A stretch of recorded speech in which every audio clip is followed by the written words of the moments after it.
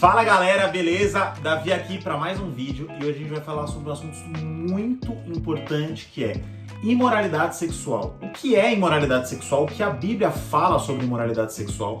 Então se você tem interesse sobre esse assunto, cara, dá o like, se inscreve, ativa o sininho, todas essas coisas que a gente vai destrinchar um pouco sobre esse tema. Nesse vídeo a gente vai falar um pouco sobre o que é imoralidade sexual, se é pecado ou não é.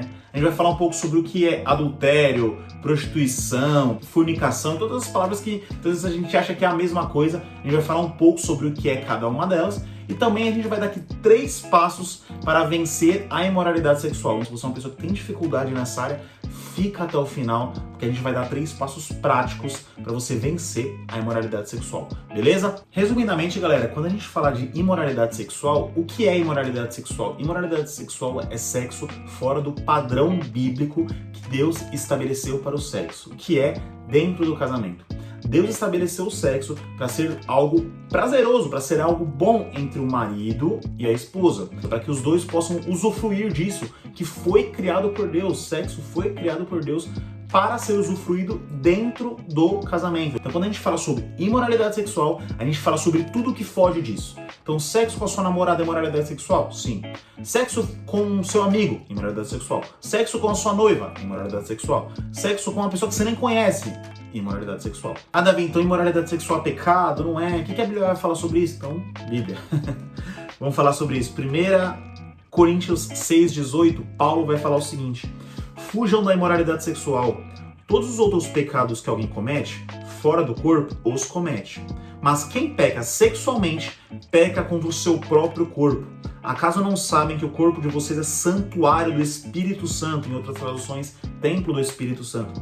O corpo de vocês é santuário do Espírito Santo que habita em vocês, que lhes foi dado por Deus e que vocês não são de si mesmos. Vocês foram comprados por alto preço, portanto, glorifiquem a Deus com o seu próprio corpo. Tem um vídeo há um tempo atrás, se você não assistiu, assista, que tá bem legal, que a gente fala sobre tamanhos de pecados. Existem pecados maiores ou menores.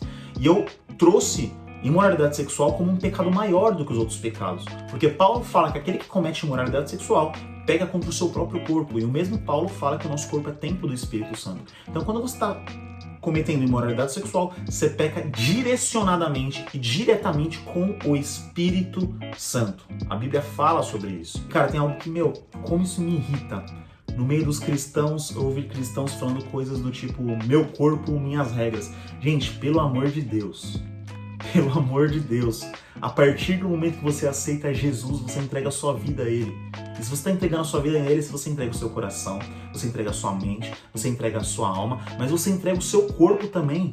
O seu corpo é templo do Espírito Santo, ele não pertence mais a você. Paulo fala que o nosso corpo tem que glorificar a Deus.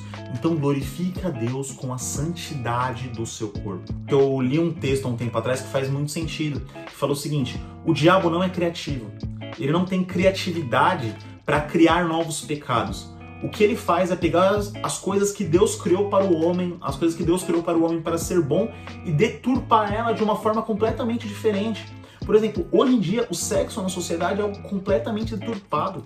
Eu perdi as contas de quantas vezes eu fui ironizado por amigos, pessoas próximas, simplesmente por eu falava que eu não tinha relação com a Karen, que era minha namorada e noiva na época. Cara, e abrindo um parente aqui pra você jovem, pra você que tem se guardado, pra você que tem buscado, você que namora, que é noivo, ou tá solteiro ainda, mas que tem buscado ter uma vida em santidade, tem buscado fugir da imoralidade sexual. Galera, se guarde, que vale muito a pena.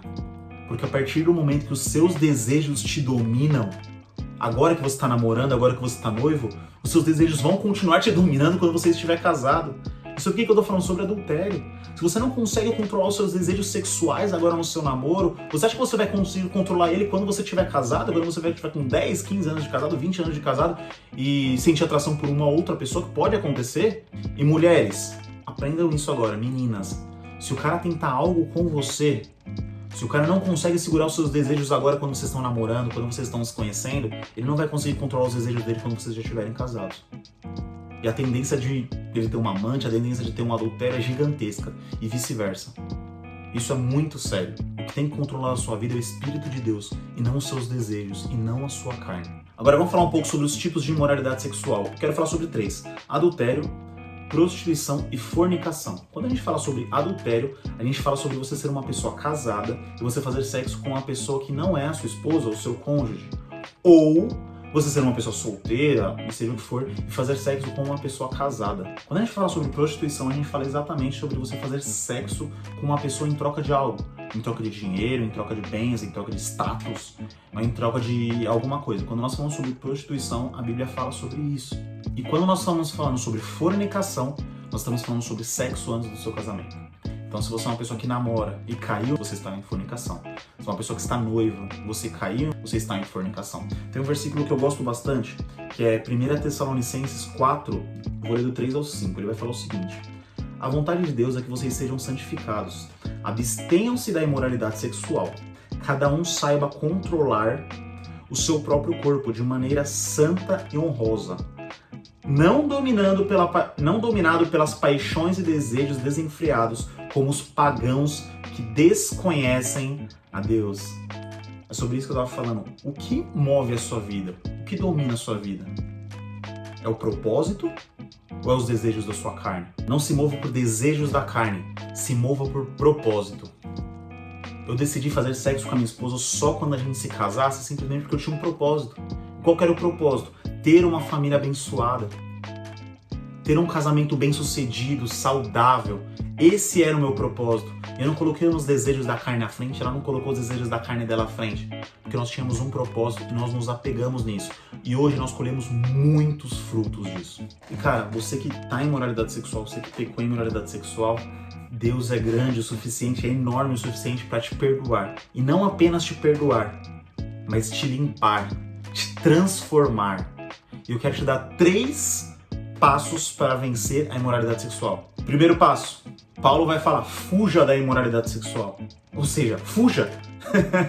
Fuja, sai de perto. Cara, se você sabe que é difícil para você ficar sozinho com a sua namorada, com a sua noiva, não fique. Saia, vão para um cinema, vão para um parque, lugar que vai ter outras pessoas, você sabe que você não vai cair com ela nesse lugar. Segundo passo, vivendo no Espírito. A única forma de você vencer os seus desejos, a única forma de você vencer a sua carne é vivendo no Espírito.